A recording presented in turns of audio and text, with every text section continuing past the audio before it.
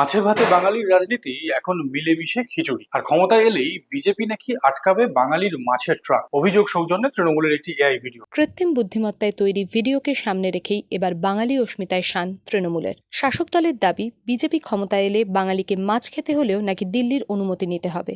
সপক্ষে স্বরাষ্ট্রমন্ত্রী অমিত শাহের এক বক্তব্যকে খাড়া করেছেন মমতা অভিষেক।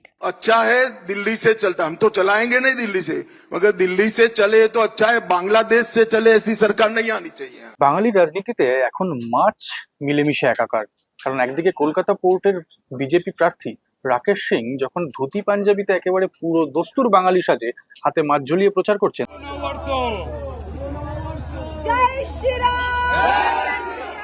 তখন আরো এক বিজেপি প্রার্থী কৌস্তব বাগচিও ঠিক একই পথ অবলম্বন করছেন, ধুতি পাঞ্জাবি আর হাতে মাছ।